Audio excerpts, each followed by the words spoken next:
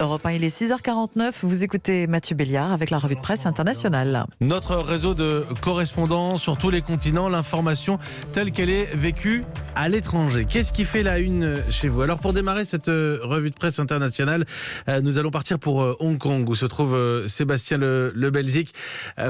Dans quelques instants, nous allons aussi partir en Israël et puis en Italie. Mais je voulais vous faire écouter un témoignage. L'Australie, avec ce témoignage recueilli par Théo Manval. Les incendies et les fumées toxiques en Australie, toujours en proie à des incendies sans précédent, des campagnes ravagées par des dizaines de feux de brousse.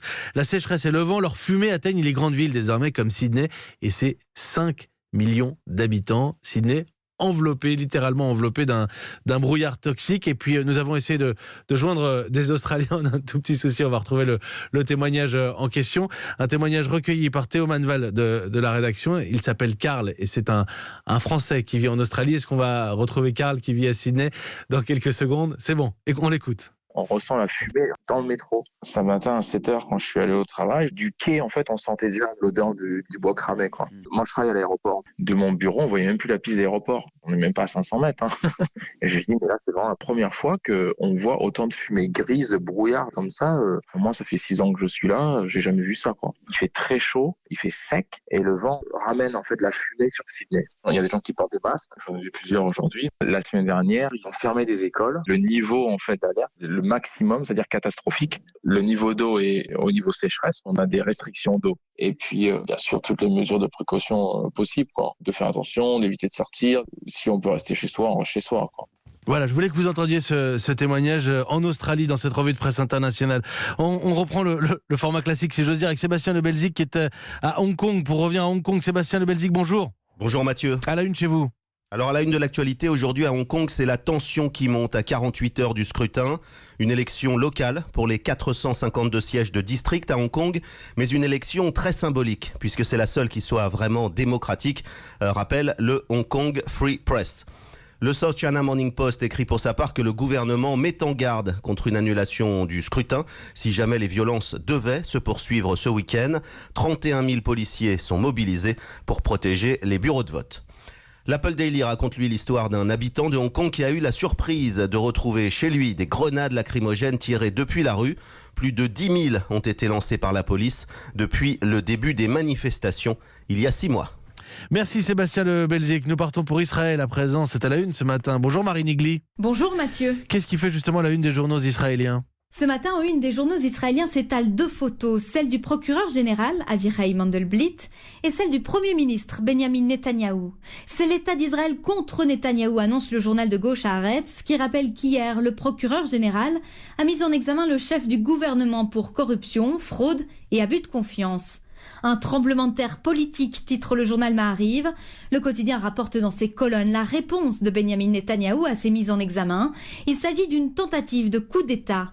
Yediot Aharonot, pour sa part, explique que son propriétaire Arnon Moses, impliqué dans l'une des affaires, est lui aussi mis en examen. Le journal Israël Hayom fait la liste des principaux obstacles auxquels Netanyahou va devoir faire face.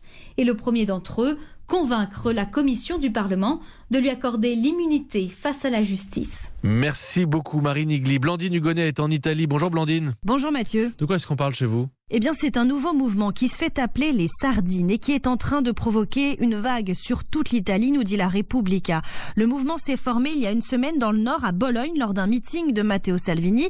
4 jeunes ont lancé cette idée sur Facebook, aller se serrer comme des sardines sur la place principale pour dénoncer les mensonges et la haine versés par le patron de l'extrême droite. Depuis, des rassemblements se préparent dans une douzaine de villes, précise le Messaggero, avec leurs pancartes et chapeaux en forme de poisson. Les manifestants sont en photo partout. C'est un délire antifasciste grotesque piloté par des gauchos, se moquent les quotidiens d'extrême droite. Nous tiendrons jusqu'à ce que vous ayez le mal de mer, préviennent les sardines dans leur manifeste officiel. Il est repris ce matin par toute la presse. Pour le Corriere della Sera, c'est une déclaration d'indépendance d'un peuple qui se réveille. Et elle commence ainsi: chers populistes, la fête est finie. Et ce sont justement ces sardines, puisqu'on les appelle ainsi, que vous entendez. C'était à Modène cette semaine, avec évidemment Oh Bella Ciao. Titre qui est repris de plus en plus souvent. Je voulais aussi vous faire écouter du coup, profiter de cette occasion, des Irakiens manifestants qui reprennent le titre, la façon Casa de Papel, la série Netflix, ils sont grimés, masqués, ce sont des Irakiens, écoutez.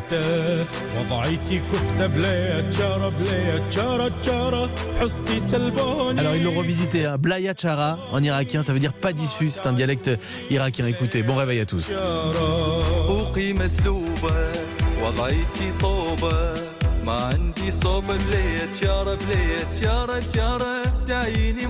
C'était votre revue de presse internationale XXL aujourd'hui. L'Australie, l'Irak, l'Italie, Israël et j'allais oublier Hong Kong bien sûr. Bon réveil à toutes et à tous.